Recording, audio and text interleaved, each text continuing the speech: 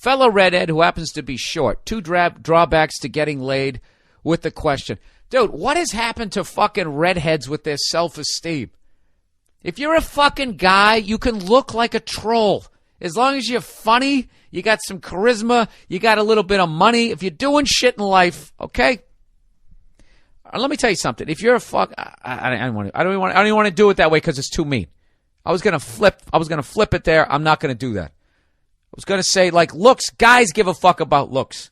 Women want security. They don't want you to be a fucking mess. But I'm telling you, there becomes a point where you can offer such security that you're gonna get a hottie. All right. So stop being a bunch of pussies, dragging me down with you, you fucking assholes. Jesus Christ, there's people born without fucking legs. You know? You hear them bitching? I can't get a tan. No one's going to want to fuck me. All right, let's plow ahead here. Bill, at what point do you tell your asshole friend to go fuck himself? Oh, I love this question. He says, is there a way to make it permanent without seeming like the bigger asshole? I hate not addressing issues directly and like the clean break.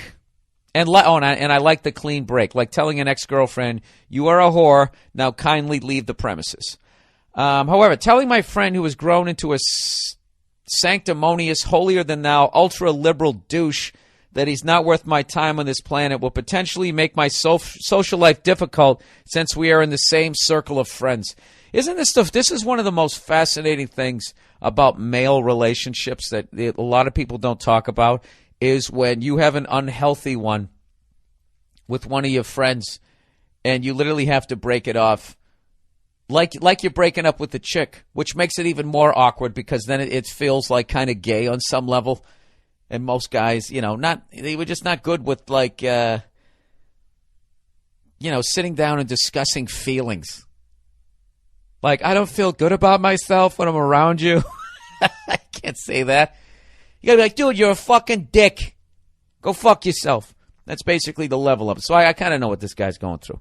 Hey, Bill, I got an idea. Why don't you shut the fuck up, read the rest of the letter, and let this guy tell us what he's going through. Okay, that's a good point. However, telling my friend who has grown into a sanctimonious blah, blah, blah, I said that the other friends that I share with this guy do not see this side of him. You're really sounding like a battered wife right now. Like what? He slaps you around verbally and then you guys go out in public as you stare at the floor and everybody thinks he's what? The greatest guy ever and you're just shy. This is getting kind of sad. Anyways, he goes, he hides it except when I'm just hanging out with him at the bar. This is kind of making you sound like a psycho. To put this into perspective here, some examples of the douchebaggery, the fact that you use douchebaggery just redeemed you, that I see from him. 1, random Joe Sixpack throws his cigarette onto the street.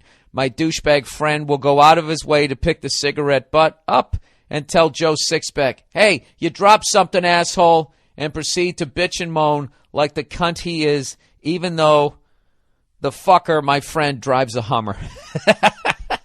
But the Hummer, it's not leaking oil all over the place. There's nothing wrong with driving a Hummer. There really isn't. There's just too many people doing it. It's the population. It's not the cars. All right? I used to do a joke about that. If there was 8 people on the fucking planet, we could all drive tanks. Number 2, politics. His opinion is right. Everyone else is stupid. Oh, number 2 that he hates. On politics. His opinion is right. Everyone else is stupid and wrong.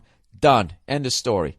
Number 3, he tells really bad jokes that do not make sense or have context, which he then proceeds to laugh uproariously at. 4, gives unwanted advice regarding my job that he has never done, has no knowledge of, and still assumes my 13 years of experience are of no value because of an article he once read in Forbes magazine. 5, cheats on his girlfriend and justifies it by saying, she just sucked my dick. I mean, that's it. I mean, what? So he says, what do you do? I'm leaning towards the go fuck yourself and leave me be approach and let my friends see what an egomaniac this guy is. Thoughts on if there's a better way. Thanks. No, Jesus. You said something up here earlier that kind of stuck out. Is there a way to make it permanent without seeming like the bigger asshole? Yeah. there's a way to do that. And the way to do it is when you tell this guy to fuck off is you don't tell him to fuck off. You just lay it on the line. You just say, listen, you know, your opinions on politics are just, it's overbearing. You know, you're screaming at people. You know, I don't know this guy enough to put it eloquently. I don't know. The worst thing to do is just be like, dude, I think you're a douche. Go fuck yourself. Then you will seem like an asshole. You know, I don't even know how to do this. I had a situation like this a long time ago. There was a friend of mine. He was just he just kept smoking weed. Kept smoking weed. This wasn't guy, you know, smoke weed, whatever, and then fucking showed up to work on time. This guy went to work high and fucked up. Okay? Just like an alkie. You know, you can have a couple, you know, you can get drunk on the weekends, but, you know, Monday through Friday, you're stone sober. I don't think you have a drinking problem. You just like to drink. Same thing with weed. You know, after work, you fucking take a couple of tokes. You giggle at the fucking news. You go to sleep. Who gives a shit, right? But when it starts fucking with your life and you start flunking drug tests and you start losing jobs, you know, and your wife's threatening to leave you, right? That type of shit. I don't know. What did I end up doing? I just kind of stopped returning calls is what I did, which is probably, I don't know, like a pussy way. You know what it was is I was so angry at the dude that I knew that if we actually had the discussion, I was going to say something really fucked up. So that's how I handled it because I have a ridiculous temper. And one of the things about having a temper is that a lot of times what it is all this shit is happening to you. He's doing all this shit, and are you calling him out on any of it?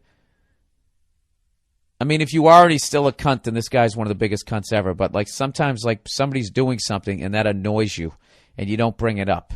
And when you don't bring it up, then when they start to do something else that wouldn't really have annoyed you, you're already, you know, it's like someone just slapped you in the side of the face, so your face is already stinging, and then they slap you again. It's going to hurt even more, so it starts to exaggerate everything that they're doing. You literally sound like some fucking chick in a relationship who wants to hit her fucking husband in the back of the head with a frying pan, and he has no clue. No idea. So, yeah, this guy sounds like a dick. He definitely sounds like a dick. You know what I would do with this guy? I just stop hanging out with him. Hey, what are you doing today? You doing? Nah, I'm busy. That's kind of passive aggressive. I maybe just tell him, just say, listen, dude, I don't know what it is about you, but I just really don't like you anymore. I just don't. You're a dick, you know? You fuck around with your girlfriend. Good for you. Go fuck around on her. Why do you got to drag me into it? Why do I have to know about it? Now I look at your fucking girlfriend shows up. Now I got to figure out, like, which part of her face I'm going to stare at instead of looking her in the eye. You're dragging me into it. You know? You're telling me how to do my job. You're a moron. You don't know what you're talking about. All your bullshit. You're just fucking annoying. Yeah, why do you care, dude? You don't even like this guy. You know what's weird is that whole situation just really made me uncomfortable. You know?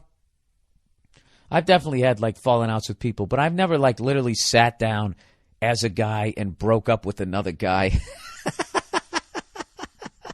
Because that's literally what you're doing. Listen,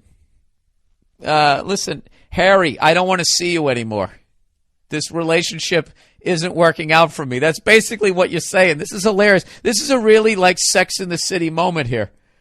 It's not working out for you. Your needs aren't being met. He doesn't look you in the eye anymore with tenderness when he asks you what you want when he's going up to buy a round of beers. Yeah, see, like this is like something that guys where I don't know if it's not socially acceptable. Why is it making me so uncomfortable to even talk about this? You know what? Forget everything I said. I think that the way guys do it is the way you should do it. Just say, listen, you know what? You're a fucking dick. You're a dick. Go fuck yourself. Go fuck yourself. And that's it. You have a big fight with him, and then, you know, when he calls you, don't not take his calls. Just pick up the phone. Yeah, hey, what's up? Listen, yeah, it sounds like fun, but you know what? I still think you're a dick. Tell you what, I'll call you when I don't think you're a douchebag anymore. How about that? Oh, you're going to yell at me now? Well, this is the greatest thing about being on the phone with a douche. Click, and that's it. How about that? Jesus, it only took me 10 minutes.